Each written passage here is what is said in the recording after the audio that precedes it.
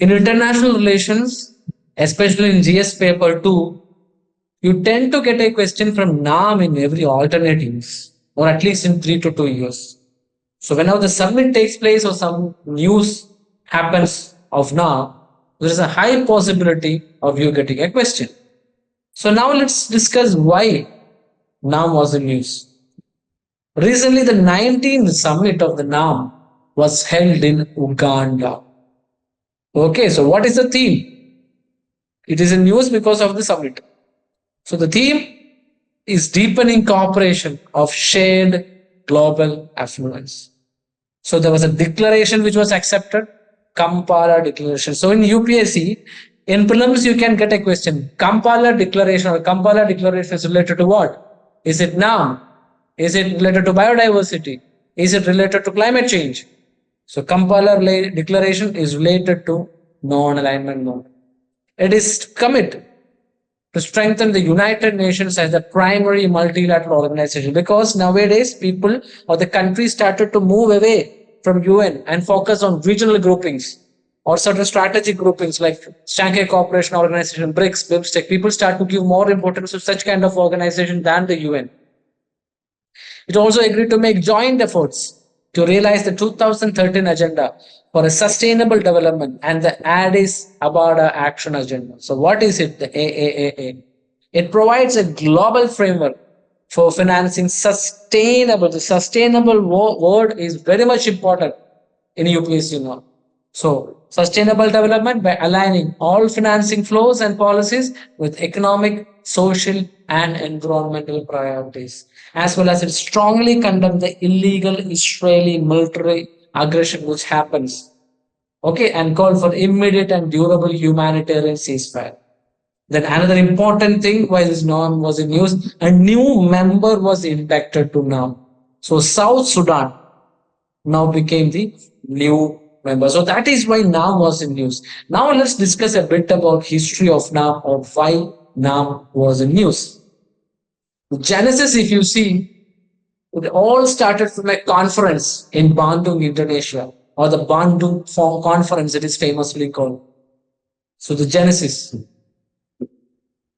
NAM was created during the independence struggles of Africa, Asia, Latin America, and other regions of the world at the height of Cold War. I will give you a glimpse of what happens. During the time of Cold War, there was United States at one end and there was USSR at one side. So the countries will either have to join one bloc or the other bloc. So the countries were not having an independent standing.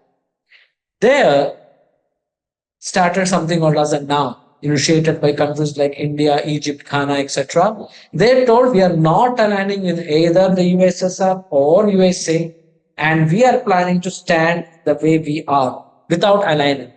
So that non-alignment movement became flourished and it evolved, or that actually pushed forward the foreign policy, especially of India. The idea was to declare themselves as non-aligned from either of the two military blocs and remain independent in their way, so that they can actively engage with both the countries rather than not just one country. And the principles which emerged out of that conference is called as the 10 principles of Bandung, proclaimed during the Bandung conference, which later adapted as the main goals or principles of NAM. So what are the key principles of NAM? Respect for UN Charter and international law, sovereignty, equality, and territorial integrity of all states, peaceful resolution of international conflicts, respect for something called as self-defense right, non-interference in internal matters. So that is where, USSR, USA, they always used to interfere with their personal matters for their own benefits. And promotion of multilateralism and cooperation through dialogue rather than arms race, rather than conflict. The focus should be through multilateralism and cooperation. So that are the key principles of NAM. Now, the NAM's first conference happened at Belgrade in 1961. The membership presently it has 121 members, which includes even India, comprising 53 from Africa, 39 from Asia, 26 from Latin America and Caribbean, and also 2 from Europe. Just understand which are the 2 countries from Europe. That is a homework for you. Then 18 countries and 10 international organization observers also.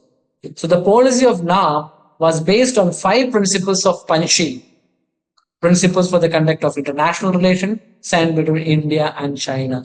Panchi is a backbone, or it is a foundation on which Indian foreign policy is built. Study in detail about Panchi. NAM, but do not have a form of founding charter or treaty. It does not have a permanent secretariat also. Okay. Now, what are the challenges which are faced by NAM? Change in world order from when the time NAM came, there was something called as the bipolar world, in which both US and Russia were on top blocks. Now it has changed. We're more open, or a multipolar, in which there are different powerful countries. So now something called as a non-alignment. Do not buy into so many of countries' agendas. Evolving alliances in the form of plurilateral partnerships such as Quad, I2U2, etc. Many NAM members support the idea of socialism and state control, but they are dependent on US, or somewhere even at that time you're dependent on USSR. Regional organizations such as ASEAN, SCO, BRICS address these specific regional challenges and more effectively. So people or the countries are more interested in institutions like ASEAN, etc. rather than NAM. Some people say NAM is even outdated. So the emerging issues such as climate change, cyber security, pandemic do not find any resonance in NAM membership or NAM meetings. Lack of leadership, even if you see the powerful leaders many a times skip NAM. Even the Indian Prime Minister do not frequently go to the NAM summit. So that itself shows how much priority we give to NAM. Okay, then approach to multi-alignment presents a more pragmatic approach for contemporary geopolitical landscape.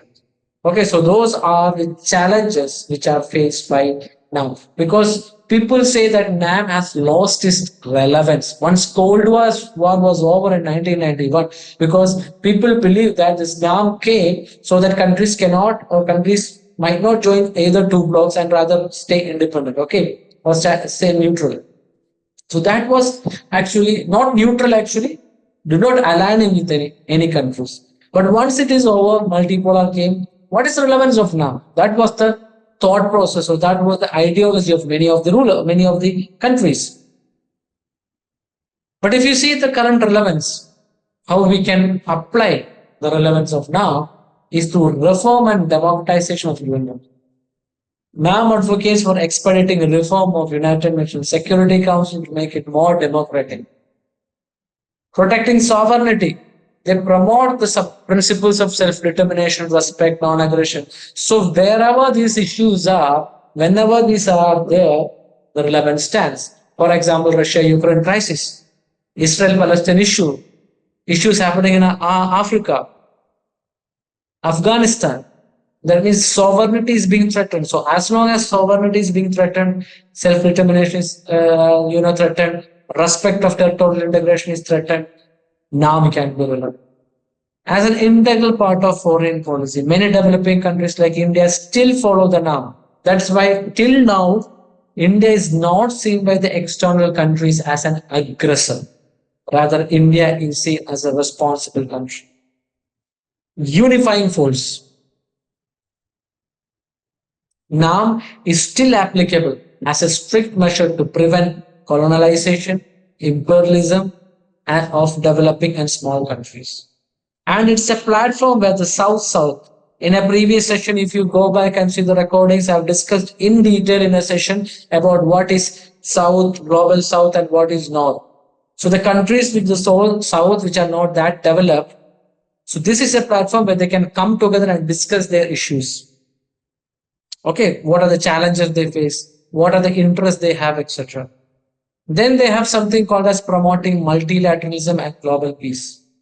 NAM upholds the principles of multilateralism, diplomacy, peaceful coexistence, etc. NAM's advocating for democratic UN and condemning Israel's war is a testament to this. Now, then also we have an issue of rising importance of the concept of active non-alignment movement.